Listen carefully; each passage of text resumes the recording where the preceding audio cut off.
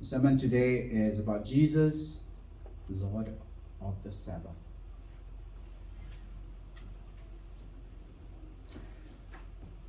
I will deal with 3 points.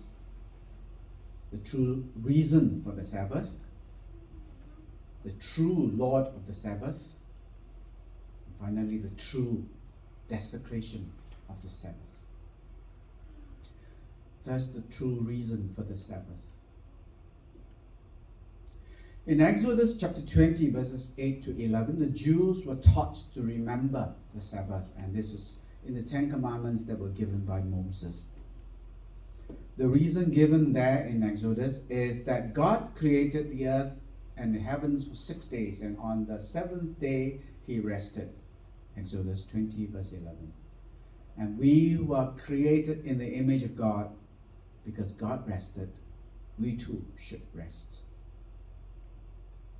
In Deuteronomy chapter 5, verses 12 to 15, Moses gives the law again a second time, and that's actually what Deuteronomy means, second law, second time. And Moses is about to die, and so he reminds the Jews about their obligations to God. And in Deuteronomy chapter 5, verses 12 to 15, he tells them to observe the Sabbath. And the reason given in Deuteronomy chapter 5, verse 15 is that you were slaves in Egypt. You worked without rest. And so now you should know the meaning of rest. And so you are to rest, you and your animals, you and your servants, you and your family.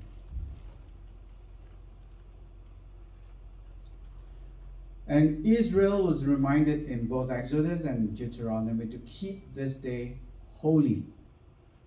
And to keep the day holy means to keep it dedicated to God, totally committed to doing what God wants to do. 1 day out of 7, we are to remember God and to worship Him. And the Jews were told that if you desecrate this Sabbath, that means if you violate the commandment, if you do something unholy on the Sabbath, you will be punished with death. Exodus 31, verse 14. How fortunate we are today. That punishment is no longer for us. But God still has something to teach us. And this morning, I want to deal with this command. Now, first, to remember for the Jews in Jewish culture, to remember is not just to think in your head, to recall, but also to reflect on what that thing is that you want to remember and to act on that reflection.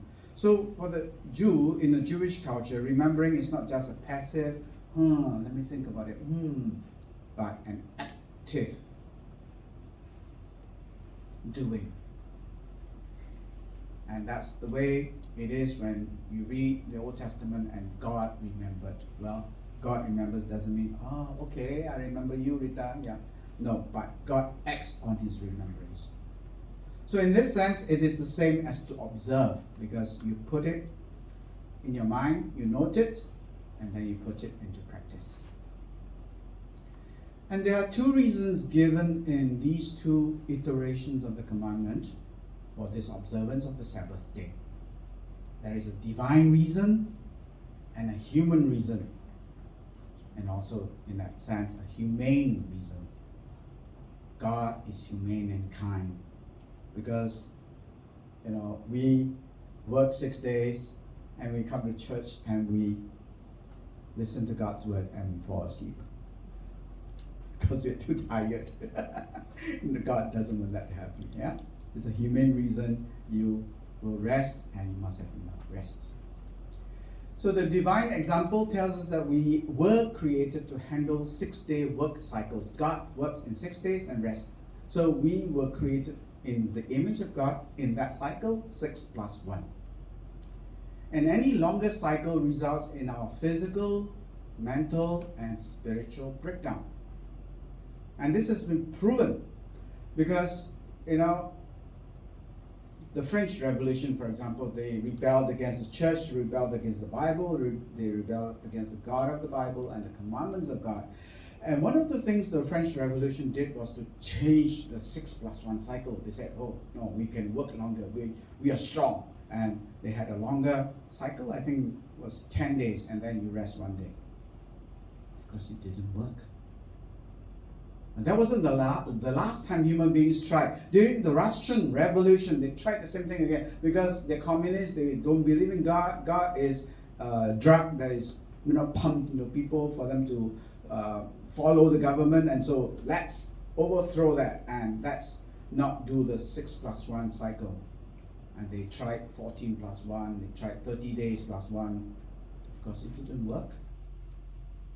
And same again during the Chinese Revolution. Again, the communists in China tried to change that cycle.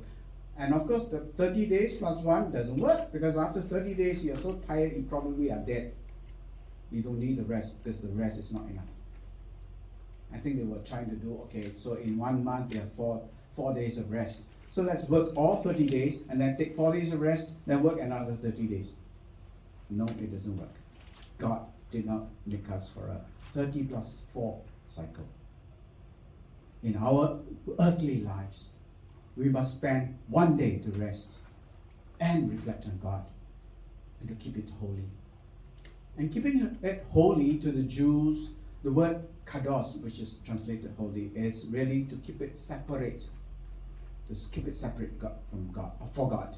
Now God is holy, He is sinless, so He's separate from us as holy.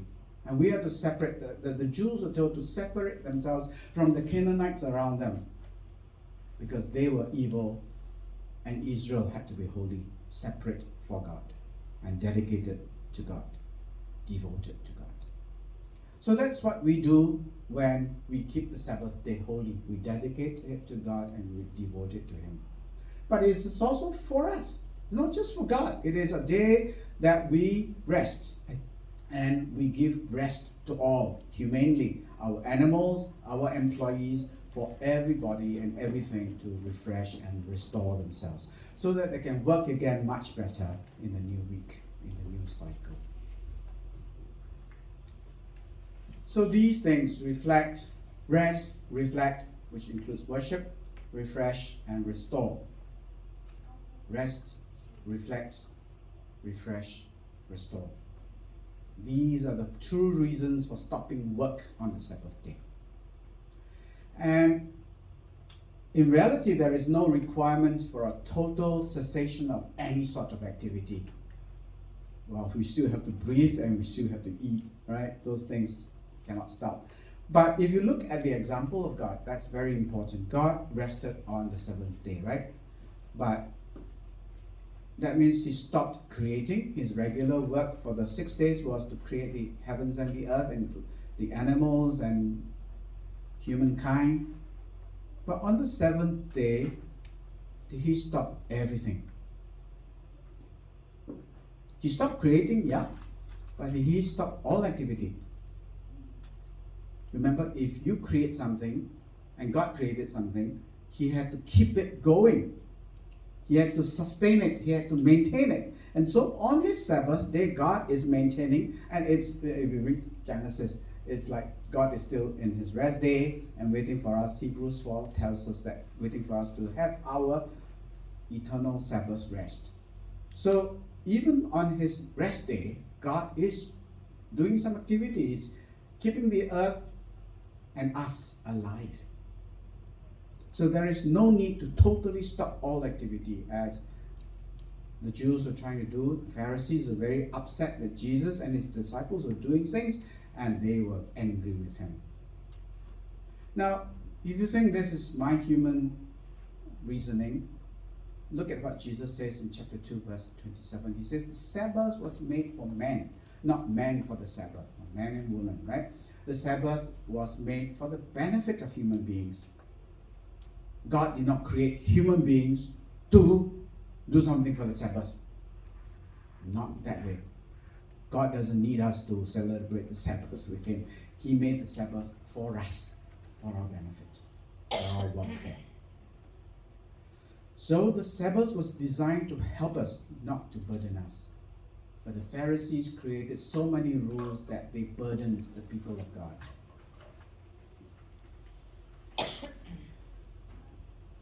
And immediately, as you see the example of Jesus here in chapter 2, verse 23, and in chapter 3, verses 4 to 5, there are things you can do on the Sabbath if you are going to benefit human beings.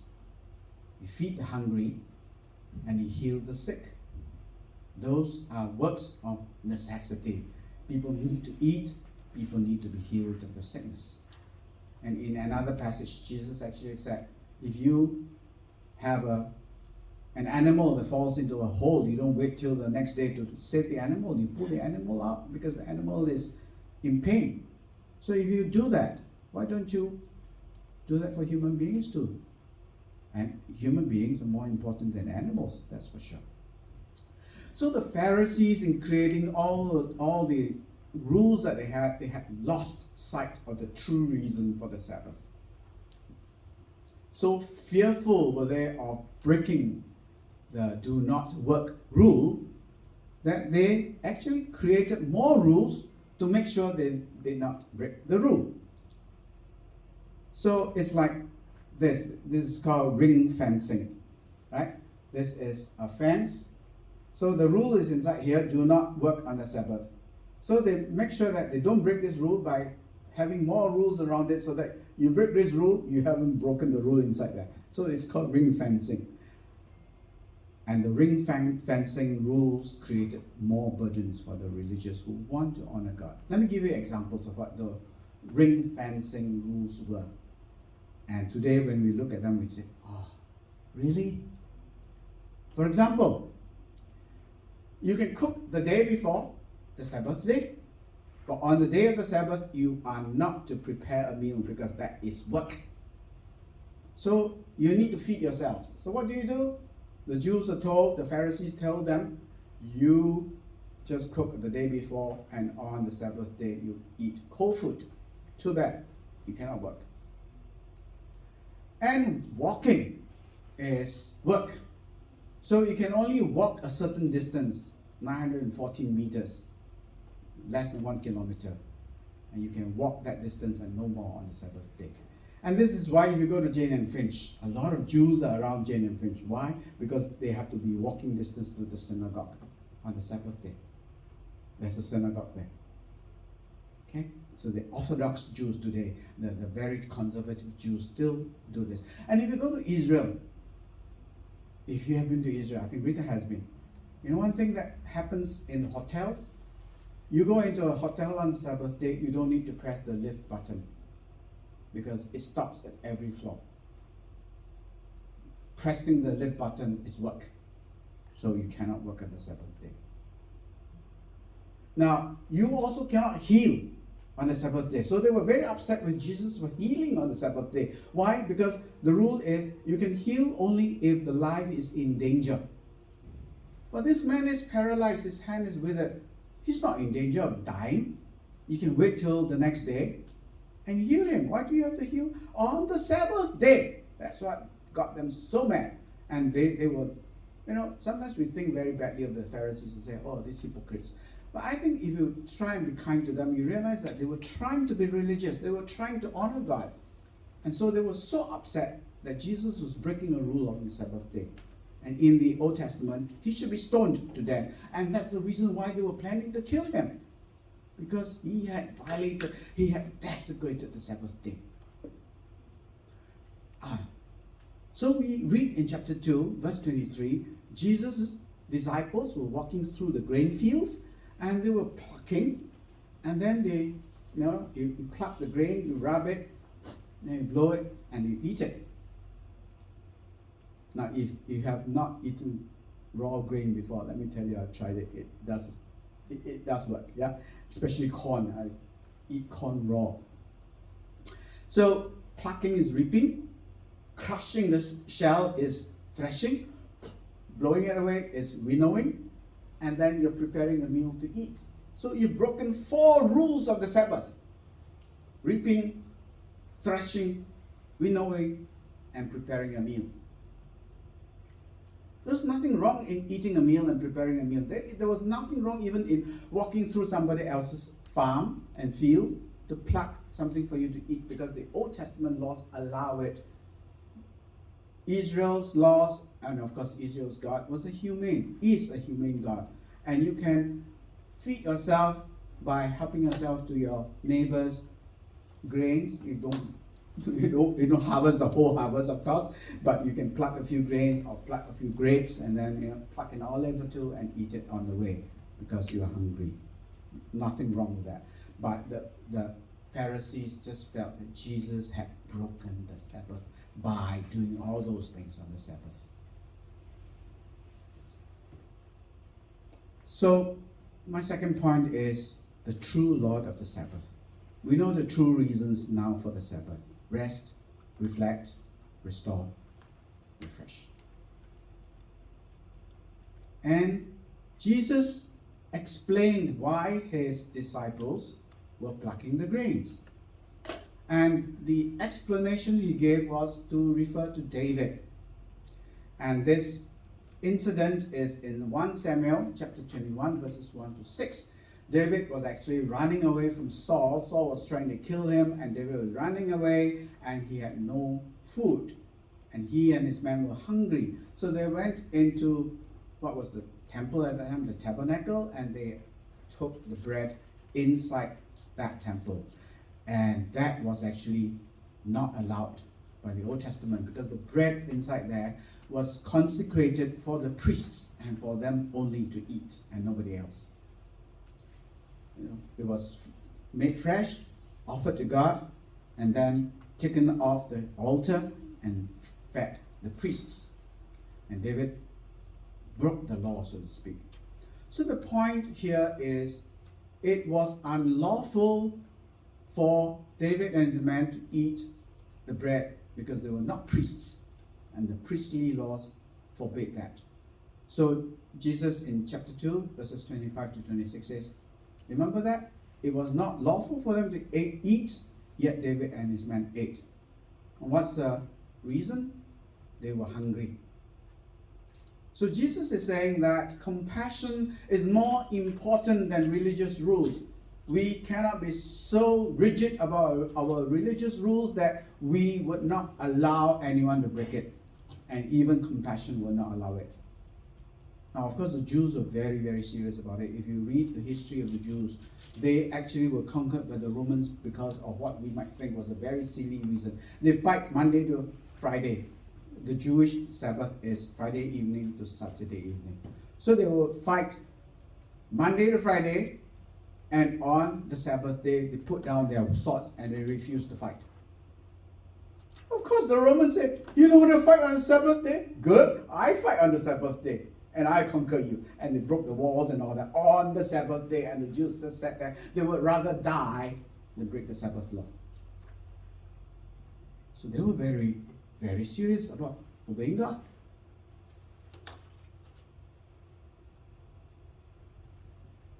But it is going down the wrong path, Jesus says. God's rules are meant to meet our needs, not to burden us. It is meant to give us well-being, not to kill us. So you can have a religious rule that has lost its meaning because you forgot what the true reason is for that rule. So even a law against eating the bread because you are not a priest, David ate, and Jesus commanded it. Jesus basically said, that was fine, that was okay. And if you read through the Old Testament, there's nowhere in the Old Testament that David and his men were criticized or condemned for eating the holy bread. Now, as for the healing of the withered hand, the hand that was paralyzed, now we are told that the Pharisees and the Herodians then got together to plot to destroy Jesus. First, they were looking, making sure that they know he would heal, but they didn't want him to heal on the Sabbath. So they were watching him to accuse him. And then when they saw it, then they said, okay, let's go kill him. And see, the Pharisees were teachers of the law. They were religious, equivalent of the PhDs in those days. They knew everything about the law of God. So they were very scholarly and very religious. And the Herodians were the supporters of King Herod. Now, King Herod wasn't a Jew. He was a half Jew. He was an Edomite, an enemy of the Jews. And the Romans made him king to overrule the Jews. So no Jew liked King Herod and the Herodians who supported him. But see, the Pharisees needed the political power to kill Jesus. You see that? They could not kill Jesus. They were not allowed to kill Jesus. So they needed the political power. So they were willing to work even with non-believers, politicians who are non-believers. They are opponents in every sense of the word. They were willing to work with their opponents, their enemies, to kill Jesus. And obviously, I think Jesus knew that. And so he asked the man who was paralyzed to come to the front. So everybody can see Jesus was not going to heal this man secretly. It's a Sabbath day. The Pharisees are watching. I better do it secretly, not allow them to accuse me. No, Jesus said, come forward. And then he asked the question of the Pharisees. You're sitting right in front. Okay, they were all sitting, because in a synagogue, if you're an important person, you sit in front. You're not so important, you sit at the back. So the Pharisees were all sitting in front watching Jesus, and Jesus says to the man with the withered hand, you come forward. And then he asks the Pharisees, is it good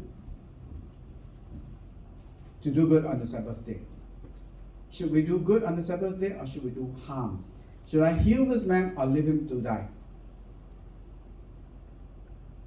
Maybe he doesn't die, but if he hasn't got a good hand, he cannot work. He cannot work, he won't have income. He doesn't have income, he will die eventually. No food. So, if Jesus knew, maybe he didn't, but I think he did. If he knew that the Pharisees and the Herodians were going to come together and kill him, was he perhaps pointing out the difference in attitudes? You guys, you want to be religious and you want to obey the rules of God, and you're planning murder on the Sabbath day. Versus me, I'm trying to heal on the Sabbath day. So who is right and who is wrong? You are intent on doing harm on the Sabbath day, and I am doing good on the Sabbath day, and you object to my doing good on the Sabbath day. How warped and distorted is your religion? Who is doing the right thing? Perhaps Jesus knew the hypocrisy, right? They are hypocrites because they are trying to keep a law, and they were willing to do evil to keep the law. And actually, that was all wrong. And so therefore they had to be silent. They couldn't give an answer when Jesus asked which is right, to do good or to do harm on the Sabbath day. They had to keep quiet because they knew the answer. But the answer wasn't what they wanted. So they kept quiet. Chapter 3, verse 4.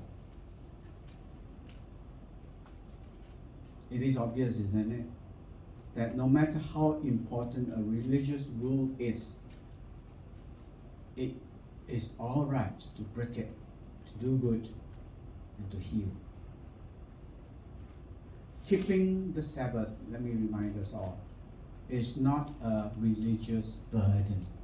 It is meant for our welfare, our well-being. Now, I find it very interesting that Jesus referred to David. Why? What David has done here is to create an exception to the Old Testament law, priestly law, that says this bread is for the priest only. And David created an exception, right? By eating it, he's saying, I am an exception. I am King David. The Messiah will be born from me. My descendant will be the Messiah of Israel. So I can change the law. Nowhere, as I said, in the Old Testament, and nowhere does Jesus condemn David. So David did the right thing. He created an exception, and it was okay. So Jesus, I think, is making this point. If King David can redefine the law, all the more Jesus could, because Jesus is the Messiah. David is a much loved king of Israel, and his much loved Messiah that they were waiting for is now here. Jesus, the Messiah King, is greater than even David. And if David can change the law, all the more Jesus can. So Jesus, in other words, gives two reasons immediately by his answer. One is compassion must overrule a religious law. Hungry, feed hungry. And don't say it's a Sunday, so I don't feed people on Sunday. Number two, I am the Lord of the Sabbath, Jesus says. If David can change the law, I am the greater David, and I can change the law. So Jesus made it clear that human need and compassion is more important than human rules, even religious rules. And he made it very clear in chapter 2, verse 28, I am the Lord of the Sabbath. I am qualified to change the rules of the Sabbath. So I can decide what is or is not legitimate for the Sabbath. Now, go back to Genesis again. If you're a Jew, you will remember Genesis all the time. In the beginning, God created the heavens and the earth. And God rested. So God created the Sabbath. And when Jesus says, I am the Lord of the Sabbath, what is the implication of that? He created the Sabbath. He is God. Jesus is God himself.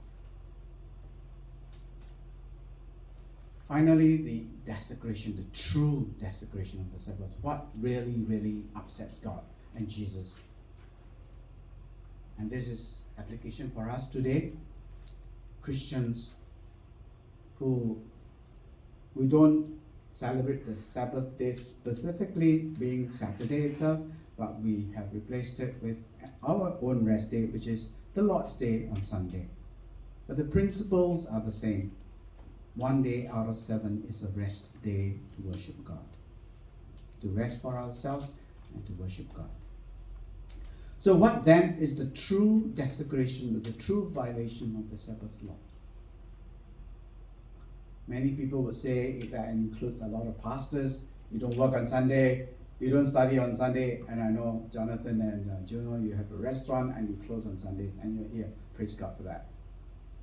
That's fine. Nothing wrong with that. And some pastors, some Christians, many Christians would say, do nothing except go to church. On Sunday, you cannot do anything else but go to church and do church things. If you have been following me so far and looking at the lesson Jesus is teaching, we realize that, like the Pharisees, sometimes we human beings create more rules than God does. And then we find that we need to have exceptions. Let me give you an example. So the Pharisee says you need to walk 914 meters, less than 1 kilometer. Yes, it's okay. It's called a Sabbath day's walk. Any more than that, you cannot. So your synagogue is within 914 meters. But sometimes, maybe Costco is further than 1 kilometer away. So what do? Well, either you don't shop on the Sabbath day, or you have to find an exception. So the Pharisees said, oh, okay, if you need an exception the day before, before the Sabbath day, you go to that 914 meter point and put down food, 2 meals, because you eat 2 meals a day on the Sabbath day too. So you put 2 meals there, put a chair there and put the 2 meals there, and so now you've got a new home. You're going to eat 2 meals there, so that's a new home. And from that new home, that chair, you can walk another 914 meters. So you have to create exception upon exception and so on, right? And so it becomes very, very ridiculous if you forget the real reason. And the real reason is you rest, you need to eat. If you need to eat, you can go to Costco. We human beings sometimes create more rules than God himself. So to obey God fully, we are all Christians, we want to obey God fully and correctly, we need to know the true purpose of the Sabbath. And so we have learned that the Sabbath is a time to rest, reflect, refresh, and restore ourselves for the new work week. On this day, we stop our regular activities. So if I am an engineer Monday to Saturday, Monday to Friday, many of us now have 5-day weeks, and I am regularly engineering, on a Sabbath day, I will stop my engineering. I'm regularly a housekeeper, on my Sabbath day, I stop housekeeping. And this is the day I stop my regular activity to honor God and to worship Him. And after that priority is over, right? And many of us like to do worship on Sunday morning because after that the rest of the day is ours. We can participate in activities that refresh and renew us and restore us to full function. We can have a new week ahead. And we can do things which benefit not just ourselves but others, to do good and to serve God, to heal, to feed the hungry and so on. So in application specifically, sometimes people ask me, so I'm a professional photographer. I earn money from taking photographs. So pastor asked me to take photographs of the church and on Sunday, and everybody is having service and they need a video. Can I do it? Because I'm doing the same thing Monday to Friday. Of course you can. And some people, because on Sunday, many churches have Sunday school. And the best people to teach Sunday school would be the professional teachers, right? They know how to teach.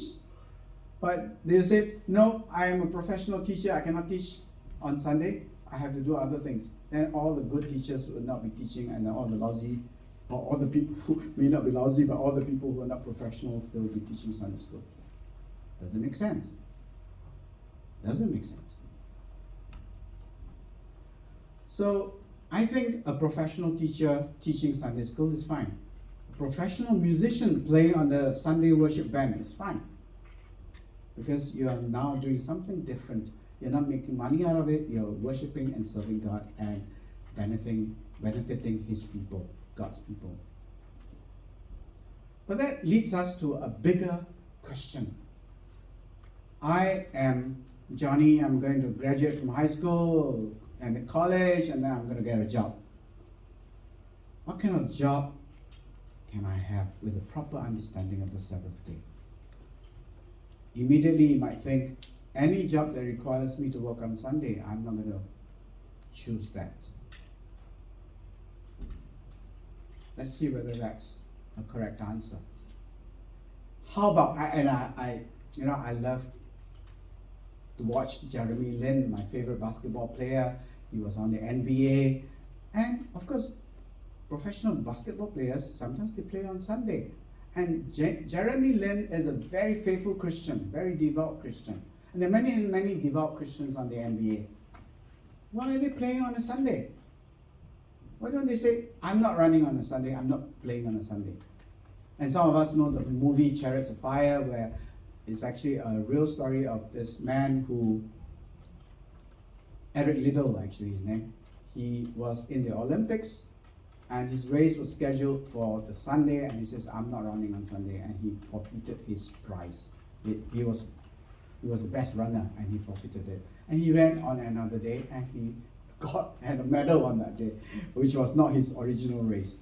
But yeah, I think sometimes God honors us when we make choices like that. But I think for professionals like Jeremy Lin and all the other Christians on the NBA and NFL and all that, I think what they are doing is, let's take one step backwards. They are playing for people who are resting on a Sunday. On Sunday, you watch football, you watch basketball, you watch ice hockey, and you refresh, you enjoy. But somebody has got to provide that entertainment to you. And he's a professional. So I think it's fine for him, Jeremy Lin and all the other Christians, to play on a Sunday. They don't play every Sunday, but they play on some Sundays. And I think it's as long as another principle is applied, which I'll talk about in a short time. Choosing a career, however, that requires you to work every Sunday, I think that would not be right. But sometimes you do work in a job that takes up occasional Sundays. I remember I'm trained as a lawyer, and I remember as a young lawyer, I have no choice, right? Boss says go, you go. Boss says jump, you say, how high, boss? So boss one day says to the whole office, I have a very important client this Sunday. He's coming into Singapore with his whole entourage, the Sultan of Brunei. The Sultan of Brunei doesn't have a Sunday. He celebrates his Sabbath on a Friday, right? So he comes into Singapore, he flies in, and we all went down to his hotel and we worked that whole Sunday for him. I was very, very unhappy. And I was struggling inside me. I'm not honoring the Lord. I'm working on a Sunday. I don't want to work on a Sunday. So I was planning in my head, when Monday comes, I will go up to the boss and say, boss, that was the last Sunday I will work, because I believe that I must rest on a Sunday. I will not work on my Sabbath day. And if you have to sack me, I'm ready to go. So I had my speech all prepared, right? To tell the boss, no, I will not work on Sundays anymore. I will work very hard. I said, I prepared myself. I said, boss, I will work very hard on Saturday and Friday and finish all my work and more than my work, and so that on Sunday I can rest. So I would tell my boss that, okay? Not to make him angry, but to say, I will work very hard. I'm not being lazy. I will work very hard Friday on Saturday, because Sunday I want to worship God. So after I prepared all that speech, I went to my boss. My boss was a Muslim. Is Muslim still, yeah. So I went up to him and I said, boss, I want to ask you something. I want to have your permission not to work anymore on Sundays. He looked at me and he said, okay, sure, I understand, go. My speech that I prepared, I didn't have to give at all. He says, I understand. You're a Christian, you don't work on Sunday. The point here is God honors those who honor him. Eric Liddell honored God in his way. He got a medal, another medal. I honor God. My boss says, go ahead, I understand. And all through my years in university, that was a rule I kept. On Sunday, I study very hard. On Monday to Saturday, on Sunday, I rest totally and I go and worship God. And I can tell you that my grades did not ever suffer when I did that. I don't want you to go and create rules for yourself. I want you to apply these principles. And the first principle clearly then is, Jesus says we can work to meet human needs, works of necessity, works of emergency. So I'm a medical doctor. Of necessity, I must work on a Sunday, even if it's not an emergency. The healing can wait for Monday, but like Jesus, he heals on the Sabbath day because the need is there in front of him.